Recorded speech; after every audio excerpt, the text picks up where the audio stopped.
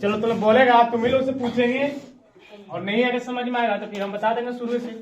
पहले हम ही बोल देते हैं फिर उसके बाद आप उसे पूछ लेंगे तो याद रहेगा ना। अब देखते हैं सबसे पहले आपको पहला चैप्टर था, चैप्टर का नाम था आपको कुछ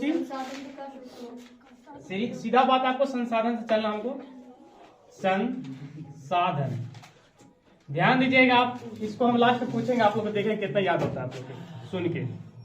संसाधन जो है जो भी आपको मतलब परिभाषा तो अगर बोले जाए तो बोलिए कि मानव अपनी आवश्यकता पूर्ति करने के लिए, मानव अपनी आवश्यकता पूर्ति करने के लिए जिन वस्तुओं का उपयोग करता है या इस्तेमाल करता है उसी को क्या कहते हैं हम लोग। ये भी क्या है आपको संसाधन। बोर्ड भी क्या है संसाधन, ट्यूबलाइट भी क्या है संसाधन, मोबाइल भी क्या है संसाधन, गेट भी क्या है संसाधन, घर भी क्या है संसाधन। जितना भी आपको नजर के सामने लोक रहा है वो सभी ने सभी कहीं न कहीं संसाधन के रूप में है। मिट्टी, पत्थर, पहाड़, नदी, झील, पानी सब है।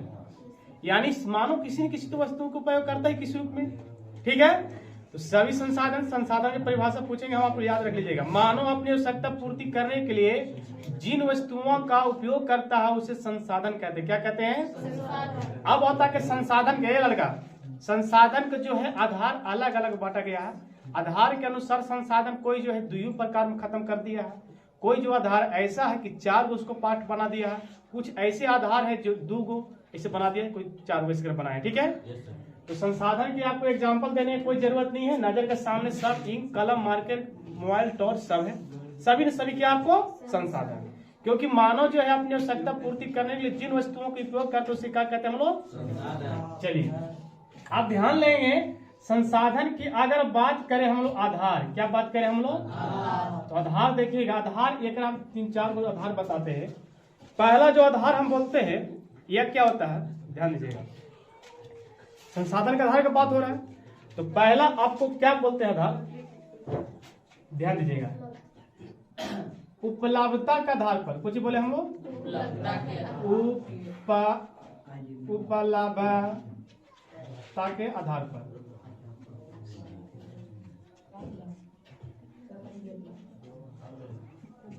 उपलब्धता के आधार पर, ठीक है। दूसरा जो हम बोल रहे हैं आपको ध्यान दीजिएगा, आधार है ये सब, क्या आपको आधार, उपलब्धता के आधार पर। अगला जो बोल रहे हैं हम, ध्यान दीजिएगा, स्रोत, या इसको हम बोल सकते हैं उत्पत्ति के आधार पर, स्रोत या उत्पत्ति के।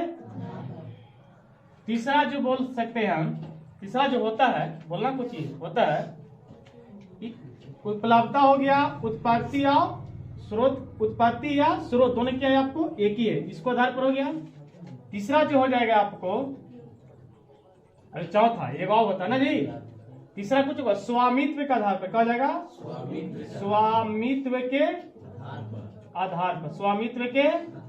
और चौथा जो हो जाएगा पुनः प्राप्ति के आधार पर, पुनः प्राप्ति के आधार पर। ध्यान दीजिएगा संसाधन के परिभाषा में कोई दिक्कत है, पहले संसाधन के परिभाषा में कोई दिक्कत तो नहीं होना चाहिए कि मानव अपनी आवश्यकता पूर्ति करने के लिए जिन वस्तुओं का उपयोग करता है उसे क्या कहते हैं संसाधन। क्या कहते हैं हम लोग संसाधन। संसाधन के जो आधार हैं अलग अलग कई प्रकार का आधार में बांटा गया है, जो आपको इसमें हम लोग 4 प्रकार के, उपलब्धता के आधार पर, उपलब्धता के आधार पर, उत्पत्ति या स्रोत के आधार पर, स्वामित्व के आधार पर और पुनः प्राप्ति के आधार पर। जैसे अगर बात करें उपलब्धता का आधार पर अगर हम बोले संसाधन तो ये आपको 2 प्रकार के होते हैं। उपलब्धता का आधार पर संसाधन कितने प्रकार के होते हैं, 2। याद रखिएगा। इसके एक बोलते हैं प्रकृति प्रदत्त, प्रकृति प्रदत्त संसाधन, प्रकृति प्रदत्त संसाधन, प्रकृति प्रदत्त संसाधन। ये हो गया आपको पहला, क्या हो गया आपको। और दूसरा जो होता है आपको मानवकृत बोल सकते हैं, मानवकृत या आप कृत्रिम संसाधन बोल सकते हैं, कृत्रिम संसाधन। याद रखेंगे। मार्कर थोड़ा सा ब्लैक में चल रहा है, ब्लैक है मेरे पास है लेकिन पूरा नहीं चल रहा, चलते हैं। पहला कौन हो जाएगा आपको, किसके आधार पर बोल रहे हैं हम, कि जितना का जितना बोल रहे हैं। मार्कर आप लोग पीछे है क्या जी, ठीक है। ध्यान दीजिएगा, प्राकृतिक पर्याप्त संसाधन और मानवकृत या कृत्रिम संसाधन। कृत्रिम संसाधन, ठीक है। आप ध्यान दीजिएगा, प्राकृतिक पर्याप्त संसाधन क्या बोल सकते हैं, परिभाषा पर हल्का से बोल देना है। वे संसाधन जो प्रकृति की प्रचुर मात्रा में पलाई से उपलब्ध होते हैं, यानी कहने का मतलब है वे संसाधन जो प्रकृति रूप में पाए जाते हैं उसे क्या कहते हैं, प्राकृतिक पर्याप्त संसाधन। परिभाषा को याद कर लीजिएगा, हम पूछेंगे। प्राकृतिक पर्याप्त संसाधन किसे कहते हैं, वे संसाधन जो प्रकृति के प्रचुर मात्रा में पाए जाते हैं उसे क्या कहते हैं, प्राकृतिक पर्याप्त संसाधन। एग्जाम्पल देंगे इसको में तो हो जाएगा आपको जल, क्या हो जाएगा जल, पानी क्या हो जाएगा पहाड़, क्या हो जाएगा वन आदि। इस सभी के सभी जो है ये किस रूप में रहते हैं, ये प्राकृतिक पर्याप्त रूप में रहते हैं, प्रकृति के देन है, इसमें गॉड गिफ्ट अल्लाह भगवान की है देन है। इसको आपने बनाया है क्या, जल पानी ना। तो उदाहरण में आपको क्या हो जाएंगे, इस सभी के सभी जो हो जाएगा कुछ हो जाएगा प्राकृतिक पर्याप्त संसाधन, प्राकृतिक पर्याप्त संसाधन। कोई दिक्कत है। अब आइए मानवकृत या कृत्रिम संसाधन। मानवकृत या कृत्रिम संसाधन, तो मानवकृत या कृत्रिम संसाधन किसे कहते हैं, तो वे संसाधन जिन्हें मानव ने निर्माण किया है या मानव द्वारा निर्मित होते हैं उसे मानवकृत संसाधन कहते हैं। वे संसाधन जिन्हें मानव ने निर्माण किया है या मानव द्वारा निर्मित होते हैं उसे मानव संसाधन कहते हैं। और अगर हम बोले कि इसके एग्जाम्पल आपको एग्जाम्पल सब आ जाएंगे आपको, टॉर्च क्या आ जाएंगे, रेलगाड़ी क्या आ जाएंगे, रेलगाड़ी, बांस क्या आ जाएंगे, ट्रक आदि, जितना हिस्सा भी हो जाएंगे, बोर्ड, कुर्सी, बेंच, पंखा, एसी, कूलर, ये सभी के सभी क्या हो जाएंगे, मानवकृत संसाधन या मानव निर्मित संसाधन। समझाएगा, वे संसाधन जिसका मानव निर्माण किया, मानव निर्मित संसाधन। यहाँ तक कोई दिक्कत हुआ, दिक्कत यहाँ तक, अब दिक्कत नहीं है। अब आइए स्रोत या उत्पत्ति के आधार पर, स्रोत या उत्पत्ति के स्रोत या उत्पत्ति का आधार पूछेंगे संसाधन कितने प्रकार के होते हैं, एक आधार पर भी दुई होते, क्या होते हैं, है ना। एक आधार पर कितने होते हैं, पहला जो होता है आपका जैविक संसाधन, क्या होता है, जैविक संसाधन, और दूसरा जो हो जाता है आपका अजैविक संसाधन, क्या होते हैं, अजैविक संसाधन। याद रख लेंगे, जैविक और अजैविक, और उधर लिखने में जगह हमको रखना चाहिए, इसलिए हम जैविक के शॉर्ट में लिखते हैं, जैविक और अजैविक संसाधन लिख दीजिए, जोड़ दीजिए, हो जाएगा।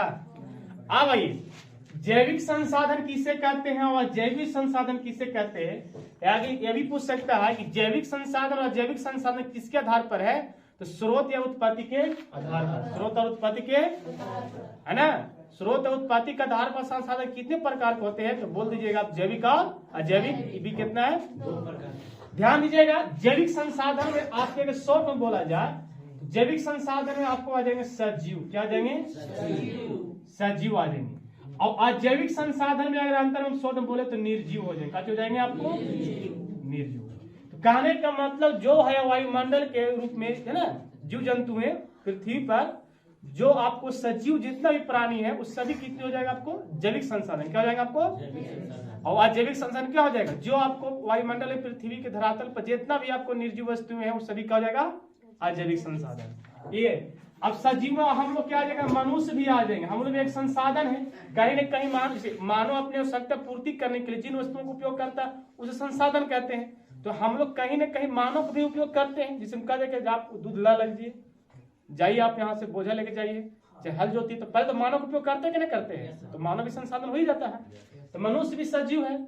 पेड़ पौधे क्या हो जाएंगे आपको, पेड़ पौधे आ जाएंगे, है ना, पेड़ पौधे, कुत्ता बिल्ली शेर सब आ जाएंगे, है ना, कुत्ता बिल्ली शेर जितना है सभी के सभी क्या हो जाएंगे आपको, पेड़ पौधे भी है, मनुष्य भी है, ये सभी के सभी क्या हो जाएंगे, जैविक संसाधन, क्या हो जाएंगे, यानी जितना भी आपको सजीव आएंगे वो जैविक संसाधनों की परिभाषा आपको अनुसार बोलना है। क्योंकि एग्जाम में भी आप जाइएगा तो वहां पर खुद लिखा रहता है पहले हेडिंग में, पहला पेज में, कि परीक्षार्थी आता समय अपने शब्दों में उतरते, है ना। ऐसा नहीं है कि आप दूसरा शब्द जैसा आपको लगता है अपना भाषा में दे सकते हैं, लेकिन समझ में आना चाहिए, परिभाषा का निकलना चाहिए।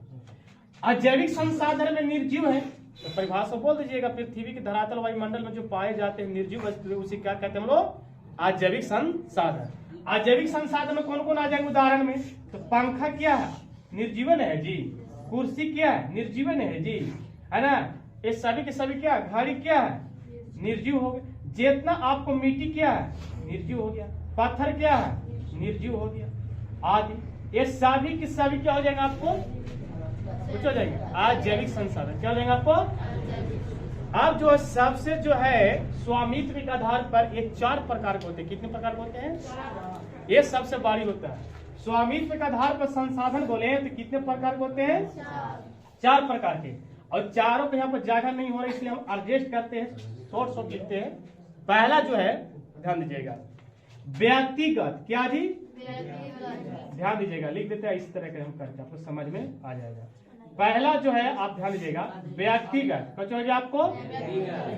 व्यक्तिगत को हम लोग क्या बोलते हैं, इसको निजी भी बोलते हैं। क्या बोलते हैं, निजी। इसको बाद संसाधन जोड़ लीजिएगा, व्यक्तिगत या निजी संसाधन। दूसरा जो होता है इसका व्यक्तिगत के बाद होता है सामुदायिक संसाधन। क्या होता है, सामुदायिक संसाधन, संसाधन जोड़ लीजिएगा। तीसरा जो होता है इसका बाद होता है राष्ट्रीय संसाधन। क्या होता है, राष्ट्रीय संसाधन जोड़ लीजिएगा, कोई दिक्कत, राष्ट्रीय कहते हैं। और लड़का चौथा जो है अंतरराष्ट्रीय, अंतरराष्ट्रीय संसाधन। कोई दिक्कत है, संसाधन पूरा खत्म करते हैं।